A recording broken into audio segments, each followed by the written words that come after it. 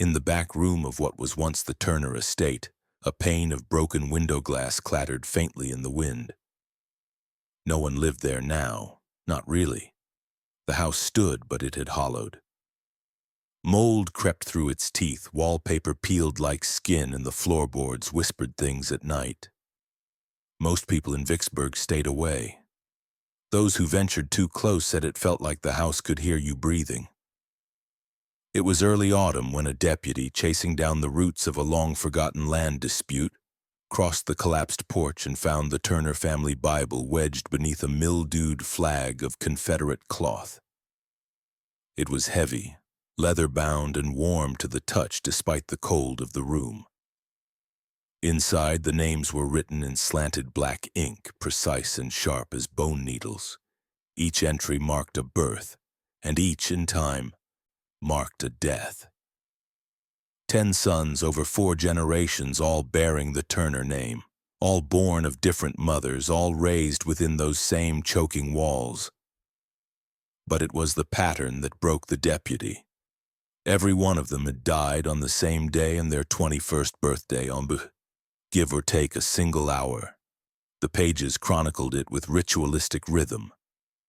Henry Turner, born March 3, 1819, passed March 3, 1840. Cause, failure of the heart, cleansed, buried by father's hand. The next, Elijah Turner, born June 8, 1824, passed June 8, 1845. Cause, breathlessness at sunrise, accepted, washed in his grace. The deaths weren't listed as tragedies. They were recorded like duties fulfilled, like debts paid. Some entries included symbols. Small crosses inked in red, upside down and looped at the base. One bore the word balanced. Another, disturbingly, read severed at soul's edge. And then there was the last entry. It hadn't been filled yet. The page was prepared, ruled out in pencil. It read, Asa Turners, born October 2, 1869. The space for death was blank, but a faint outline waited for the pen to finish it. A date had already been marked in smaller writing, October 2, 1890. It was less than 3 months away. Asa was still alive, somewhere. Beneath the family records, tucked between the last brittle pages, was a yellowing parchment folded into the shape of a triangle. It smelled of scorched oil and blood long dried. On it was a crude diagram, not of a family tree, but a funnel. 10 names had been drawn in a spiral, all ending in one sharp point where the words, "The Final Balance," were written. The entire sheet was bordered with tiny notations in Latin, and one phrase repeated again and again in cramped, anxious handwriting. Only in age 21 is the boy no longer a boy. Only then may he be weighed. As word spread through the local court, whispers surfaced from old families still living in town. Rumors once dismissed as the cruel imagination of rival plantation children came back with teeth. That the Turner boys were never allowed beyond the estate walls past age 16. That their windows were boarded from the outside. That strange men from Europe visited only at night, carrying trunks wrapped in waxed cloth. That on the sons' 21st birthdays, candles were lit across all 4 wings of the house. And not one was allowed to go out until sunrise. The town's archivist, a retired school teacher named Mrs. Fenwick, spent 2 weeks researching the Turner lineage, cross-referencing census data and burial records. But only 6 graves existed in the family plot. 4 of the sons had no stone. Their names were recorded nowhere else. She noted, too, that none of the deaths were reported to the town physician. Every cause of death had been self-diagnosed, signed off by the family patriarch, and across the years that name never changed. Charles Turner. His age on documents fluctuated, but he remained head of the estate for nearly 50 years. Questions began to stack, not just about the boys, but about the one man who buried them all, and about the strange physician, the so-called French doctor who had come to the Turner estate in the 1830s and according to property ledgers never left. But the most chilling question came from Asa's final blank entry. Who was waiting to write that last line? Was it Charles, if he still lived? Or someone else? Someone trained, someone devoted, someone carrying on the old ritual like a hymn no longer questioned? Outside, wind moved the weeds in the overgrown cemetery.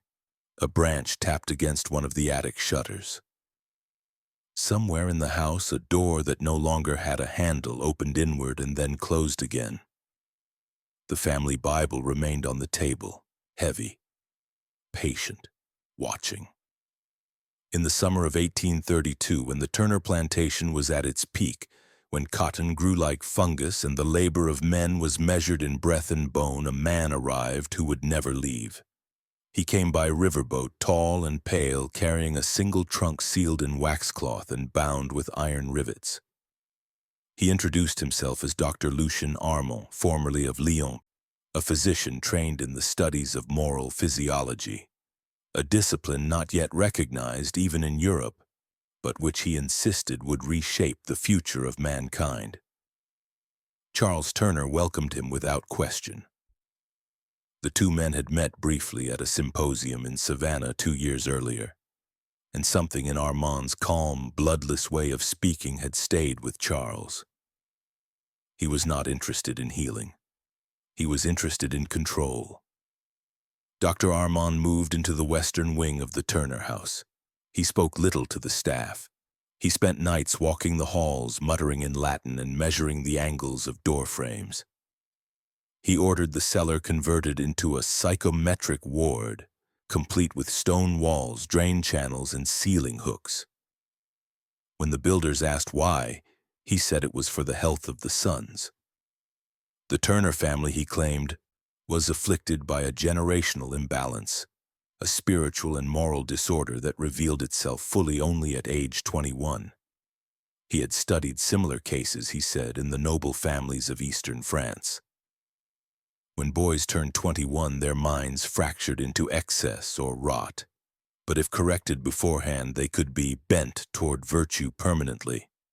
He called it age-based mental balancing. At first, the treatments were simple.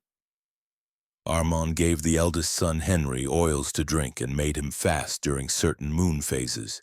He had him sit naked before large mirrors for hours, forbidden to blink until the boy began describing shadows that weren't there. Armand called it confronting the echo self. The servants grew uneasy, but Charles praised the doctor's intellect. When Henry began speaking to his reflection, Armand was thrilled. He introduced the leech glass, a triangular tool made of green glass, polished silver, and a hollow point designed to be inserted behind the ear to extract moral corrosion. Henry's skin blistered where it touched him. Still, Charles insisted the boy continue. After each session, Armand recorded the boy's reactions in a heavy blue ledger, always ending with the same phrase: balance incomplete. Charles believed in the system more than he believed in his own blood. He watched Henry with growing detachment, as if studying the limbs of a stranger. And when, on the boy's 21st birthday, Henry was found face down in the greenhouse, chest cut open in a careful triangle, heart missing but no blood spilled, Charles simply told the staff to clean it before the sun was up.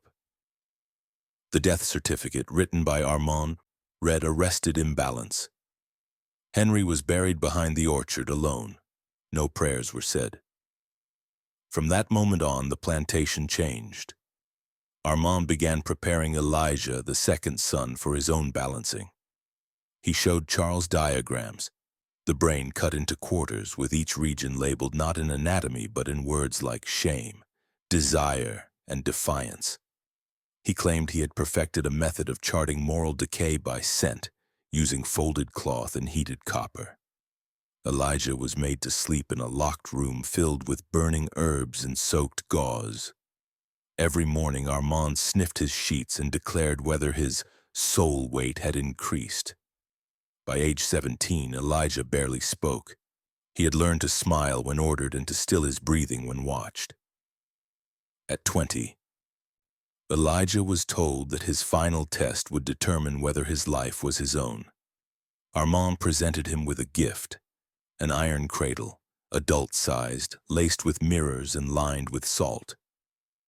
The boy wept for the first time in years. Charles called it weakness. That night, Elijah died inside it, sealed in and left until morning. His body had not rotted, but his eyes had ruptured. The mirrors had been angled to reflect only his mouth, wide open in silence. Armand kept their hair in labeled jars. He said it was for scientific continuity. Charles began referring to the deaths as progress. The staff no longer questioned the strange instruments brought in through the night. The carved bone rods, the teeth molds, the vials of mercury-thick fluid. It was said Armand had written letters to universities in Belgium and Vienna, offering his findings, but no one ever responded. He didn't care. The Turner estate had become his monastery, and the sons, his scripture. By the time the third boy began his treatment, Armand no longer referred to them as individuals. They were subjects of a singular experiment, a bloodline designed to prove the theory that evil was not taught but timed. At 21, he believed a man stood at the crossroads of grace and depravity. And if someone was there to push hard enough, he could be broken before he ever chose a path. And so the tools became sharper, the rooms became colder.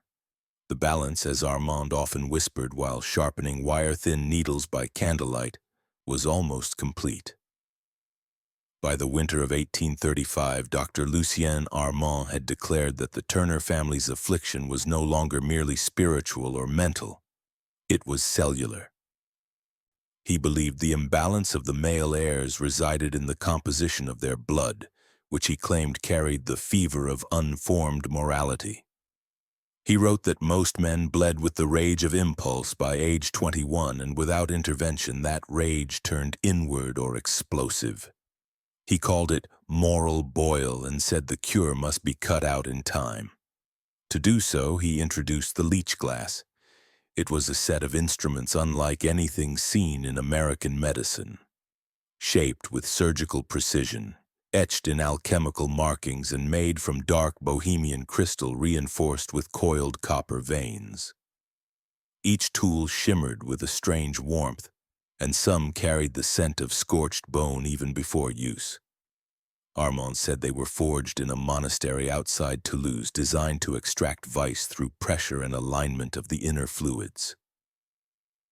Charles Turner never asked for proof. He only asked how soon the next son could begin. The boys were told the leech glass was holy, a blessing handed down through sacred knowledge, and that pain meant progress. Dr. Armand conducted the rituals in a small stone room beneath the house, lit only by 2 blue lamps and the reflection of the glass tools laid in a velvet-lined drawer. The second son, Elijah, was the first to endure the full doctrine.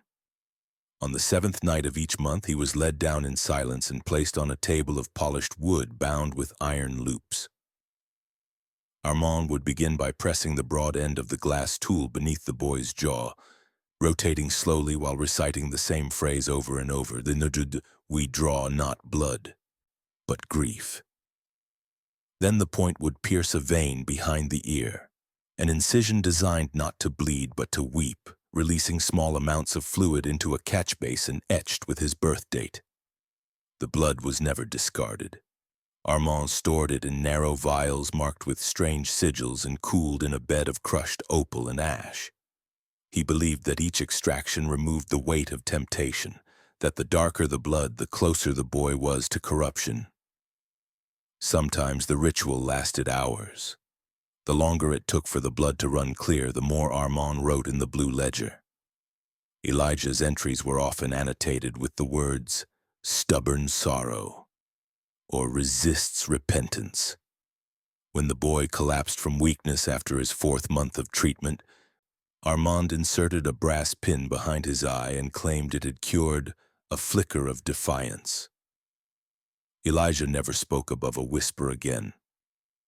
The doctrine evolved. Armand began speaking of cycles, claiming that each boy's life was divided into 7-year stages, and that the third cycle, the passage between 14 and 21, was when evil matured in the body. He declared that for a boy to be clean by 21, he must be bled 13 times. Any fewer would allow darkness to congeal. When the third son, James, began the rituals, he screamed and fought so hard against the bindings that Armand had a special mouthpiece carved from whalebone to muffle the noise. He called it the chalice of stillness. The more James fought, the more Armand insisted the boy was impure. By the 6th ritual, James had begun hallucinating, seeing his own reflection shift and swell inside the curved glass surface of the leech glass tool. He claimed he could see the future deaths of his brothers, and that the house itself had veins. Armand recorded the visions with interest but did not stop. He believed hallucinations were signs of the body casting off moral infection. Charles Turner remained convinced that the doctor's work was sacred. He never attended the rituals, but often stood just beyond the cellar door, eyes closed, hands trembling slightly, mouthing the same words Armand used. "We draw not blood, but grief." His belief deepened into something more dangerous: conviction. To Charles, the pain of his sons was a small price for perfection. Their suffering, he believed, was a tithe to God. Armand began collecting pieces of the boy's hair, fingernails, and even teeth, each stored carefully beside the blood.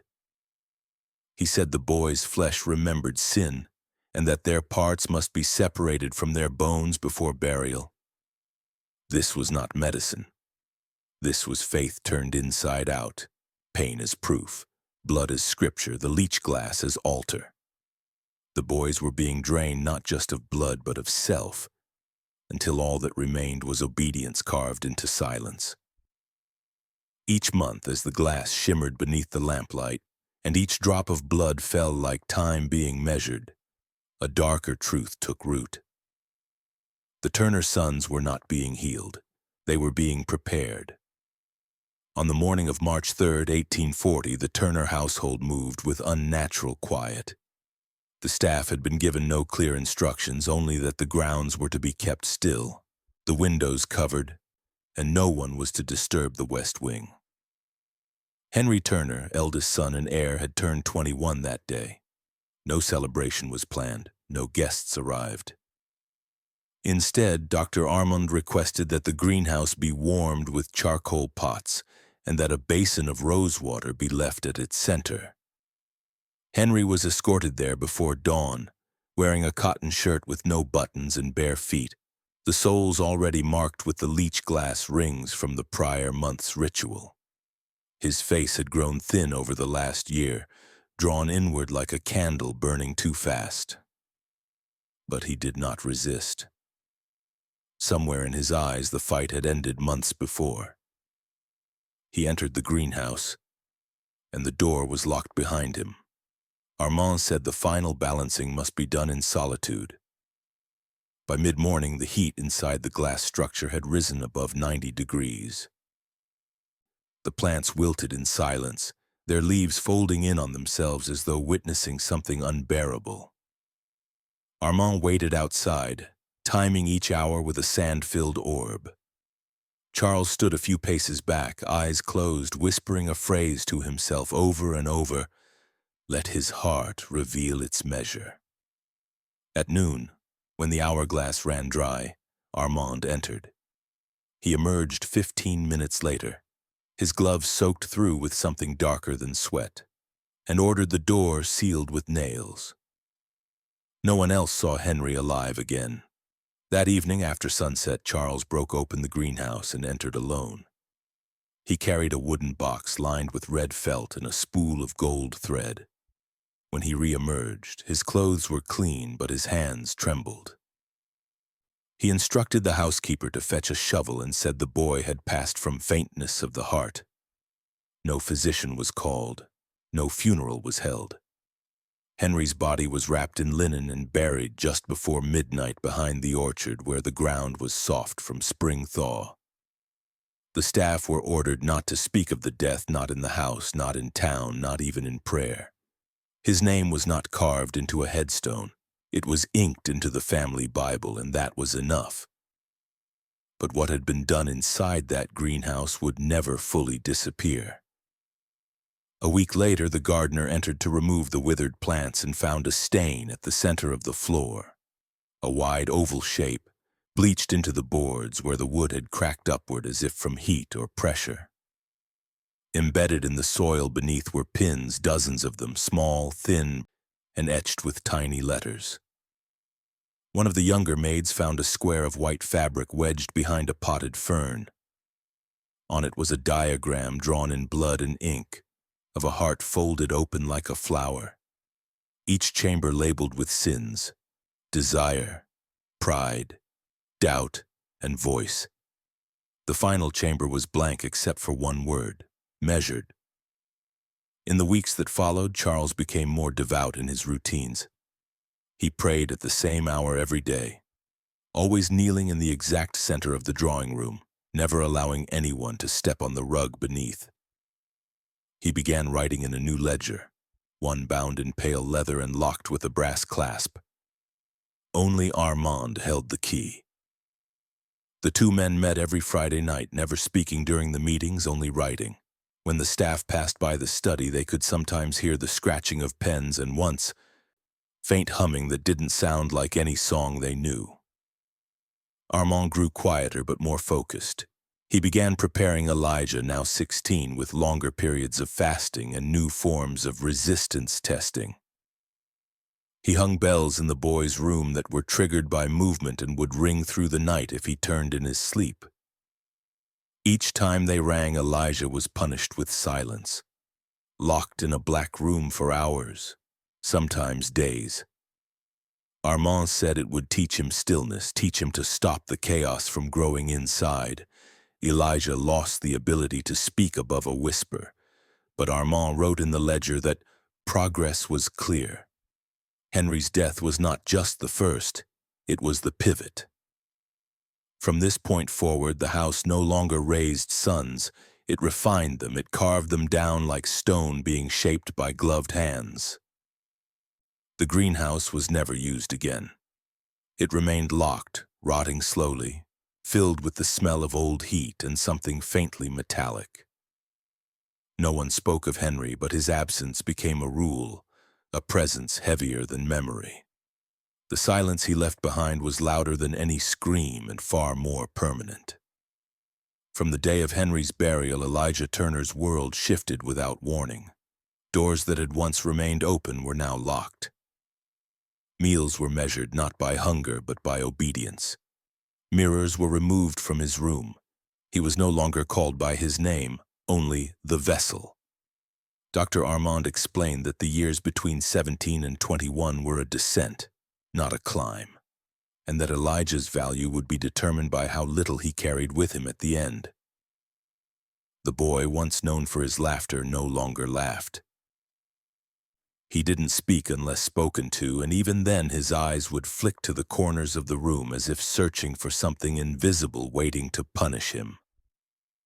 Charles Turner no longer sat beside his son, no longer taught him from scripture or rode beside him on the fields. He watched from the second-floor balcony, silent and still, as if overseeing the erosion of something he once planted with pride.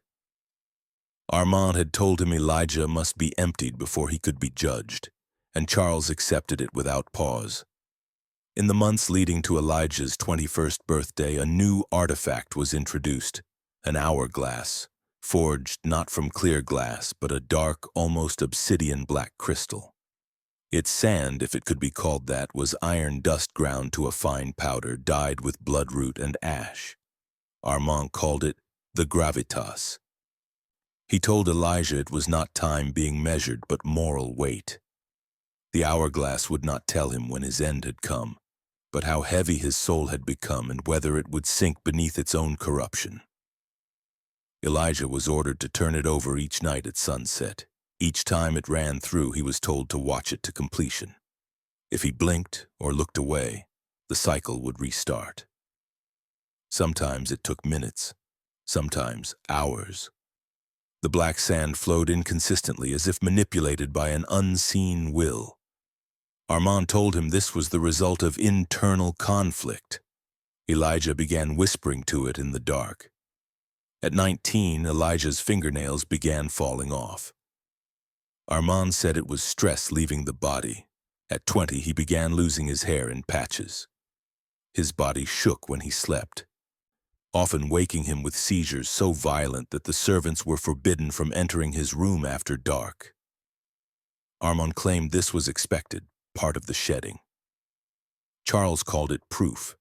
Elijah began refusing food. He believed that the sand inside the gravitas was growing faster, falling louder, responding to his weight. He said he could hear it whispering. Armand made note of the delusions but did not intervene. He believed Elijah was nearing clarity. The boy's weight dropped to less than 90 pounds. On the morning of his 21st birthday, Elijah was led into the cellar by two servants wearing gloves and linen masks. He did not resist. He carried the hourglass in both hands, clutching it as though it were sacred. At the center of the cellar stood an iron structure, shaped like a crib but twice as large, with curved bars, a velvet lining and thick brass clamps at each corner. Armand called it the cradle. It had no visible locking mechanism. It closed on its own weight. Elijah was placed inside, the hourglass secured above his chest. The cradle was then sealed shut, wrapped in thick cloth, and left in the dark.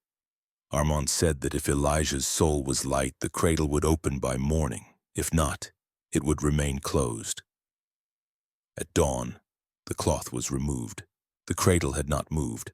The iron had shifted inward, bent slightly by heat or pressure. Inside, Elijah's body lay still, his chest concaved as though crushed by his own ribs. His eyes were open, his hands were blistered. The hourglass had shattered, black dust coating his mouth and throat. Armand recorded the death as failure to transcend. Charles did not speak. He simply turned away and ordered that no grave be marked. Elijah was buried beside Henry, without stone, without sermon. Later that year, Armand presented his theory of moral gravity in a letter to a Parisian journal. He described it as the measurable pull of guilt within the human frame, stating that when the soul is too weighted, it cannot breathe. The letter was never published. It was returned unopened. But the cradle remained. Armand kept it in the cellar, covered in a white sheet. And each time the wind shifted through the floorboards above, it creaked faintly like something inside was still waiting to be judged. By 1861, the Turner estate had gone quiet in ways that made even the birds avoid its rooftops. The trees lining the property had grown tall and twisted, leaning inward as if trying to block out what had begun inside. The local children whispered about the house that smelled of burnt metal, the house with no laughter. Behind its bricked walls, a new chamber had been built, one that no blueprint recorded and no guest ever saw. It was called the Reflection Parlor, though it quickly came to be known among the staff by another name, the Mirror Room. Dr. Armand insisted it was not for punishment but for purification. He claimed that truth could be extracted not by pain, but by confrontation. That what resided in the soul could be forced to the surface if reflected back with the right precision and distortion. Charles Turner approved its construction without question. He had come to believe that the soul, like a joint out of socket, must be forced back into place, even if it cracked. The room was sealed with a single iron door that bore no handle on the inside. Its walls were entirely lined in warped mirrors, each custom-made with uneven glass thickness, faint silver blotches, and subtle concave bending meant to refract the human image into shapes the eye struggled to process. No reflection returned perfectly, faces warped, Eyes drifted, spines curled in impossible directions. Armand said this was necessary. That symmetry was the lie the soul used to hide. The third son, James Turner, age 17, was the first to be placed inside. Each Sunday at the hour of evening prayer, James was led into the mirror room barefoot and stripped to the waist. A single stool awaited at the center, nailed into the floor. He was to sit facing the western wall and remain absolutely silent for 3 hours. He was not to cover his face. If he blinked too long, the mirrors were said to record it.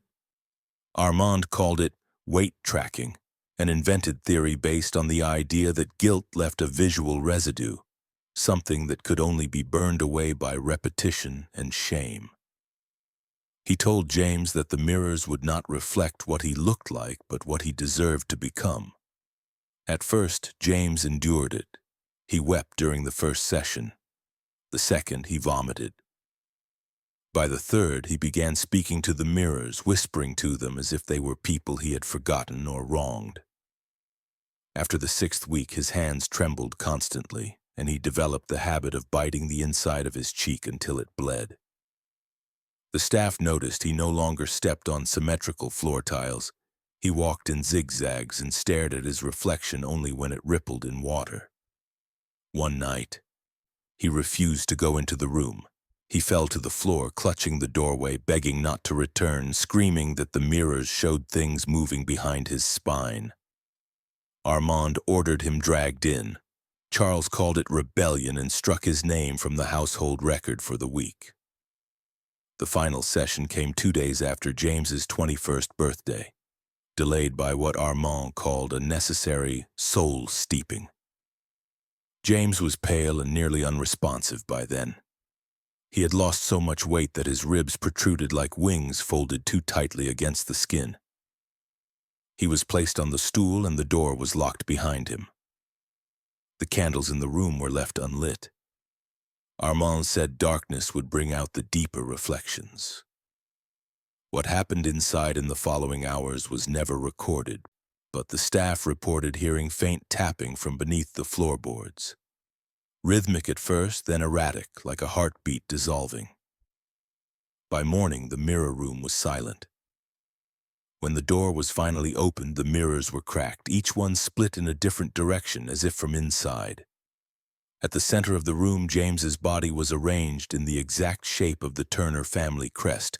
A stag bowed over a broken wheel, arms extended outward, stomach slit open with surgical care. His intestines had been coiled into a perfect circle around him, and his face bore an expression not of pain, but of grim peace. A piece of parchment had been pinned to his chest with a mirror shard. It read, "Final image received, weight adjusted." Charles said nothing. He ordered the mirrors removed and buried. Armand disagreed, insisting the room had been successful. He believed James had resisted too much, that his reflection had collapsed under the pressure of denial. He wrote in the ledger that the experiment was incomplete, but informative. A new theory followed, one he called echo saturation, the idea that guilt could be multiplied by recursive exposure to distorted imagery, leading the subject to see what they feared most, whether it existed or not. The staff began to quit one by one, but the boys still remained, and Armand still believed. The mirror room was resealed, its door bricked over, its history erased, yet behind those walls something lingered, a silence that didn't settle, a pressure that made the west wing colder than the rest of the house, even in summer. The next son had already begun his fasting. The doctrine had not failed. It had only shifted form. By 1863, the Civil War had split Mississippi into jagged pieces of fear, silence, and suspicion. Most of the plantations bled out in months, abandoned by owners who feared the rifle more than they feared shame. But the Turner estate remained curiously untouched. Local soldiers whispered that the land was cursed, that even the crows flew around it. Some believed it was protected by some old contract too dark to speak aloud. But war doesn't recognize superstition forever. That spring, a Union scouting unit pushed south past Vicksburg and took the manor under formal occupation. They expected to find Confederate supplies or resistance. What they found was a house that seemed to breathe beneath the walls. The Turner family was gone. Charles unaccounted for. The household staff vanished. The windows boarded shut from the inside. The air inside was thick, humid with rot and something faintly metallic. Soldiers described a suffocating stillness, as if the house itself resented being touched. In the west wing, they broke into a locked study lined with mirrors turned to face the wall. The fireplace was filled with bundles of scorched parchment. On the mantel sat a single brass bowl containing blackened teeth. 17 in total, arranged in a tight circle. One officer vomited and refused to re-enter the room. But what disturbed them most was the discovery in the east wall of the library. Behind a false panel concealed beneath generations of dust and dry rot, they found a hidden cavity filled with documents bound in lambskin and stitched together with red thread. At the center lay a thick, leather-covered ledger. Its cover bore no title, only a series of stamped numbers and symbols that one soldier mistakenly assumed were medical codes. Inside, they found something far worse. The first page was titled Doctrine of the Final Balance, Volume 1. Beneath it, the signature, L. Armand, 1841. The ledger contained meticulous records of what Armand called cleansing trials. Every Turner son was listed by name with corresponding annotations in cold, sterile detail. Dates of first extraction, behavior charts, ritual progression, blood composition, resistance metrics, and final moments. But these were not clinical notes. The writing bordered on religious devotion. One section included hand-drawn diagrams of hearts dissected in quarters, each labeled with sins and virtues, with recommended instruments for piercing or draining based on their density. Another chapter detailed how to identify guilt through breath patterns, noting that a stuttered exhale marks the seat of unrepentant thought. Several pages included instructions for measuring the weight of a soul through body temperature loss at the moment of confession. But perhaps most disturbing were the theological references. Armand quoted obscure Catholic texts, often misinterpreting them to support his theories. He compared the Turner boys to early Christian martyrs, arguing that pain was not punishment but preparation. He believed their deaths were not tragic but sacramental, sacrifices made to cleanse a bloodline infected with impulse. Several notes described using the son's own blood to anoint the tools, claiming it strengthened the resonance between ritual and result. At the bottom of many pages, Armand had scribbled a recurring phrase: "Only the weighted can rise." The soldiers were unnerved. The commanding officer, a Union general named Harlan Avery, ordered the documents cataloged and sent north for military review. But the ledger itself never made it past the estate. On the final day of occupation, before their unit moved to the next post, Avery locked himself in the study overnight. In the morning, the ledger was gone. So was Avery's satchel, and no one ever saw either again. The report filed to the War Office noted only, "Cultural artifacts secured, plantation cleared." No mention of the Turner boys, no mention of Armand, no mention of what had been found behind the wall. In the years that followed, rumors spread that Avery had returned to Ohio and lived in seclusion, surrounded by crates of locked papers and strange visitors who came only after midnight. A neighbor once claimed he saw blueprints pinned across the general's walls, each marked with a number, 21, and a black hourglass. No investigation followed. Avery died in 1880, his belongings sealed by the state and quietly burned. The ledger was never recovered. What remained at the Turner estate was ash and silence, but something in the house had shifted. The walls no longer settled like normal timber. They pulsed, The cellar air grew colder than the earth around it. The cradle, once thought to have been dismantled, was found reassembled in the barn, wrapped in cloth, its interior freshly oiled. And though the Union had left and the war had ended, something had been preserved, not as evidence, but as devotion. Armand's doctrine hadn't been stopped. It had been taken, and somewhere someone had already begun writing Volume 2. By the time Asa Turner reached the age of 20, he no longer believed he was a person. The house had stripped that away in pieces, his name, his reflection, his voice. He had not spoken aloud in over a year, not because he lacked words, but because he believed the house listened. The walls groaned when he prayed. The floorboards trembled if he moved outside his assigned hours. He was the last Turner son, the only one left. And he had begun to suspect that being the last meant being the final seal in something far older than his blood. Dr. Armand no longer appeared as often as before. The doctor was said to live behind a sealed door in the east wing, a place no one entered except for Charles Turner, who now resembled a ghost more than a man, thin, papery-skinned, eyes yellowed with something that moved behind them like regret.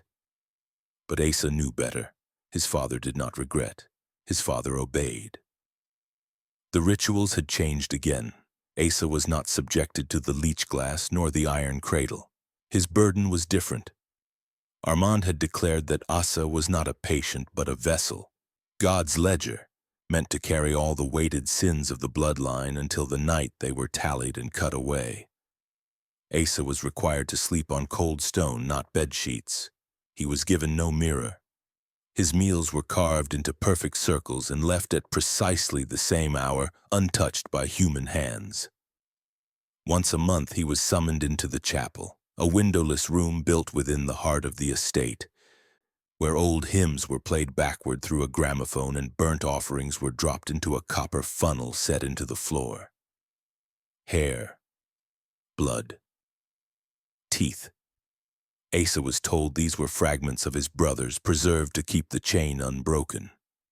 But even as the doctrine tightened, Asa began writing. His handwriting was thin and trembling, but it held defiance. He wrote letters on scraps of linen torn from beneath his mattress, scrawled with ink made from boiled ash and spit. He wrote to the town pastor, an old man who had baptized him before the house was sealed for his upbringing. In these letters, Asa described the rituals. He wrote of being told his soul must be rinsed with darkness before it could be judged. He described waking to find his body marked with symbols he didn't recognize, bruises shaped like rings and triangles, his tongue pierced with a silver pin while he slept. He wrote that the house had a voice and that it spoke only when the candles burned out. The letters were never received. Each one was hidden behind loose bricks or tucked into hollowed furniture, but someone else had found them. The day before his 21st birthday, Asa vanished. The house claimed he had escaped. No one in town believed it. For years, no Turner boy had been seen beyond the edge of the property. No doors ever opened. No one came for supplies. The estate was a tomb that lived and breathed. The sheriff refused to investigate, but 3 days later a fisherman found Asa's body caught in the roots along the southern bend of the Blackwater River. There were no wounds, no signs of violence, but his body had been completely drained of blood. The skin was pale, shriveled, and cold to the touch despite the sun. His mouth was stuffed with ash. His hands had been bound in a prayer position, tied with a golden thread so fine it sliced through the flesh. A wax seal had been pressed into the center of his chest just over the heart. It bore the Turner crest, twisted now, the stag replaced by a wingless angel, its eyes carved shut. The body was buried by townsfolk in secret miles away from the Turner land, in an unmarked grave surrounded by broken crosses. The pastor retired soon after and never spoke again. Inside the Turner estate, no mourning followed.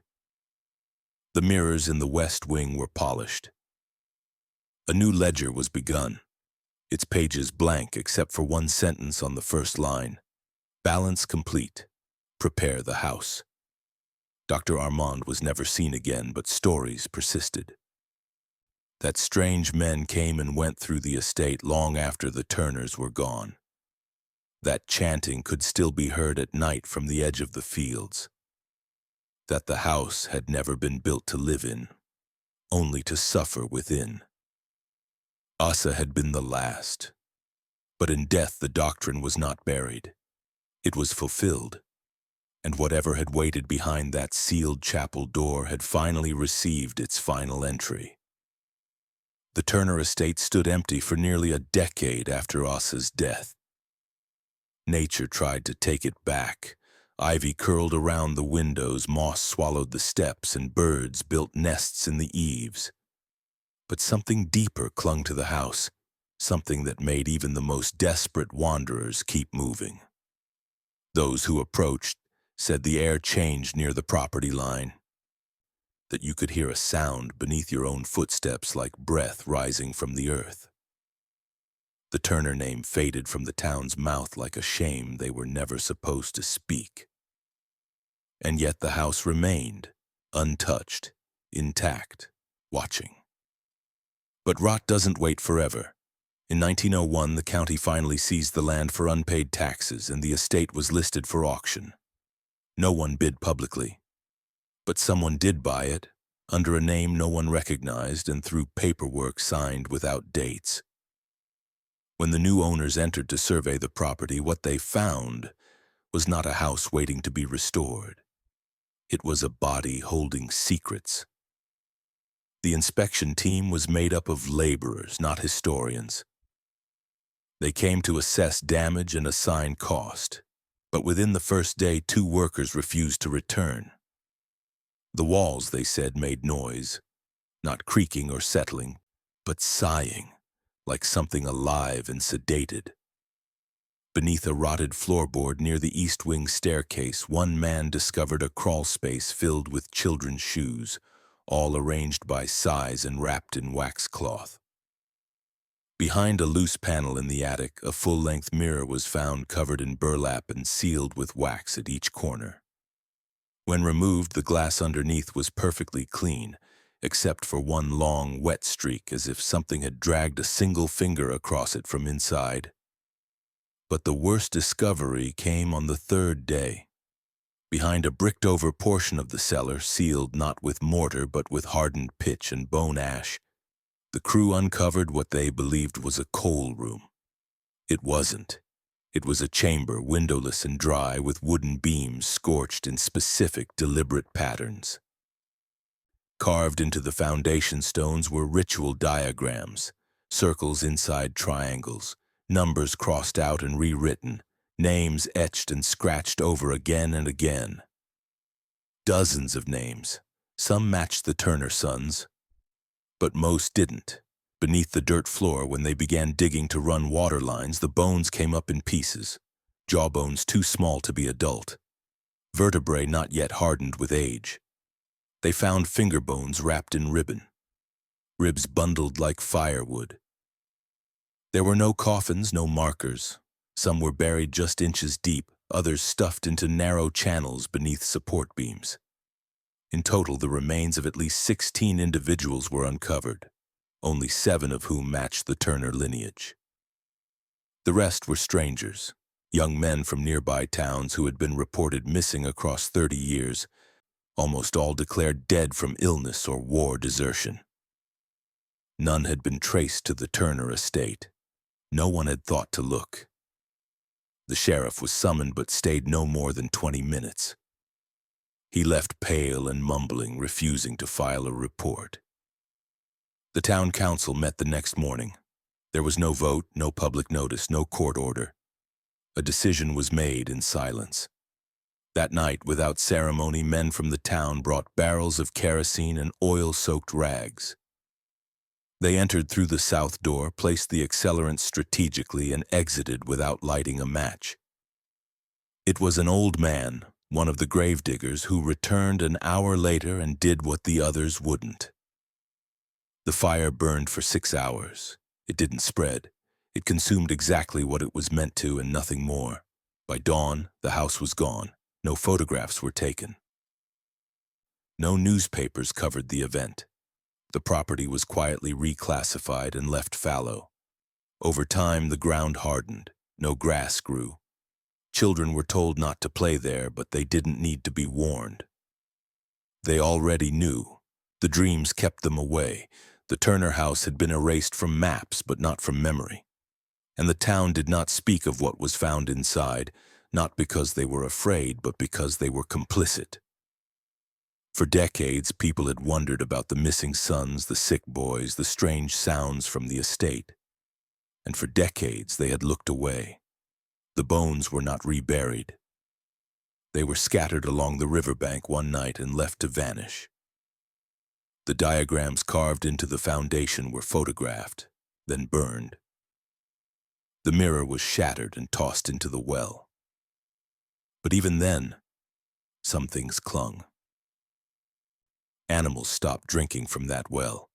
The soil around it turned gray, and sometimes when the wind moved just right, the smell of scorched velvet returned.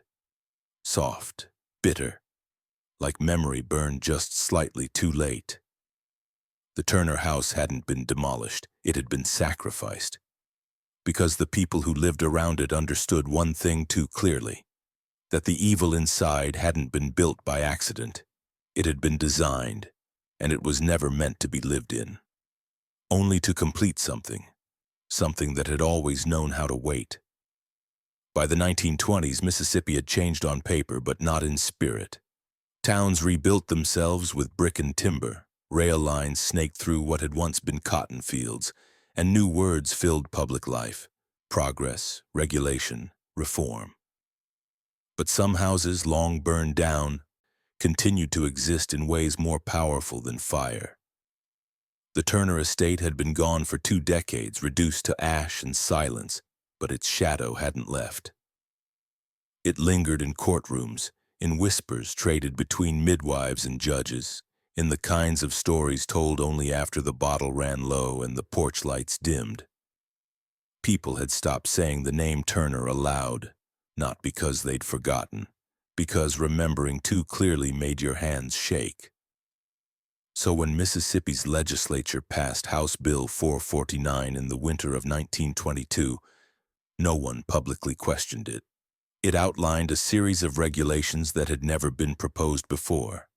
Mandatory reporting of all institutional deaths involving minors, restrictions on experimental psychiatric practices under age 21, and a clause that prohibited ritualized or symbolic correction methods within private residences. It passed with little debate and even less explanation. Buried in its language were terms like sacramental psychometry and generational soul weight. They seemed made up.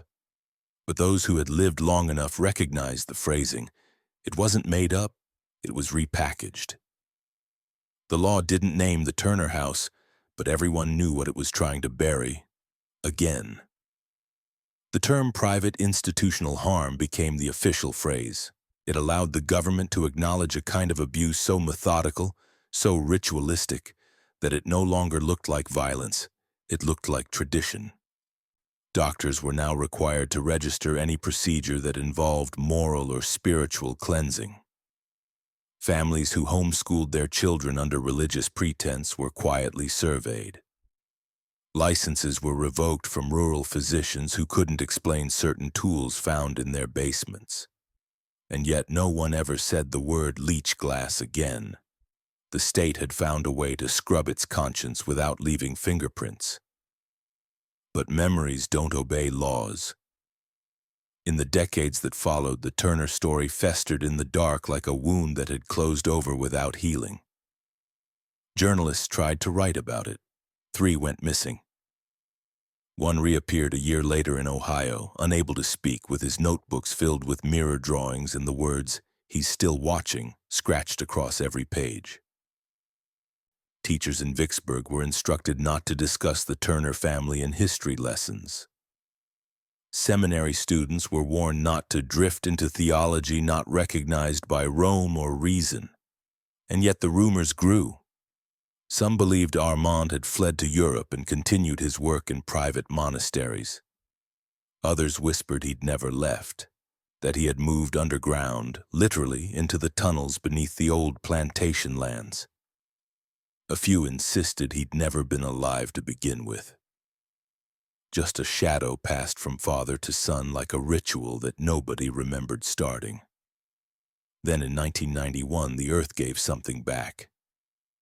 During a routine grounds inspection near the old unmarked cemetery east of where the Turner estate had stood, a crew unearthing new septic lines uncovered a sealed box. It had been buried deep, wrapped in canvas, waxed and nailed shut. Inside was a single folded letter written in charcoal on papyrus paper. It was addressed simply, "To whoever builds next."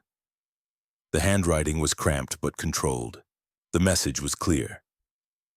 It began with a phrase that had long since vanished from public record: spiritual balancing. The letter described a doctrine passed down through fathers who feared their sons' potential, a belief that virtue must be carved, not taught. It called the rituals a coward's religion, one that confused control for love and silence for safety. The author confessed to helping carry out 3 final rites between 1872 and 1889. He did not name himself. He simply wrote, "I stayed silent too long. My blood is under the floor." And then, in its last line, "If you dig again, dig deep enough to know what they made me do." The letter was never published. It was handed off to a private archive in Jackson and quietly locked away. But one of the workers, young, newly married, and not yet used to silence, made a copy before the transfer. And decades later, when his own son died by suicide at 21, he mailed that copy to a professor at Tulane who had once published a book on rural psychosis. The professor read it once, wept, then burned every copy of his own book. He moved to Oregon and changed his name. Still, the Turner story refuses to die. It resurfaces in nightmares, in abandoned houses where children swear the mirrors twitch when no one's looking. It appears in psychiatric case files where patients speak of rituals involving sand and breath and doors that only lock from the outside. The house is gone. The name is nearly lost. But the belief that a child must suffer to become worthy remains alive in places too polite to call it what it is. Armand's doctrine may be forgotten, but his structure endures. Because evil, when it is patient, learns how to blend, it stops wearing masks. It begins to look like rules, like care, like tradition passed down quietly from trembling hands. The Turner story didn't end. It became harder to see. And that, perhaps, is the most dangerous legacy of all. So what do you think? Could it happen again, or did it never really stop? Tell us in the comments. Some houses aren't meant to be remembered, but some were never supposed to be built.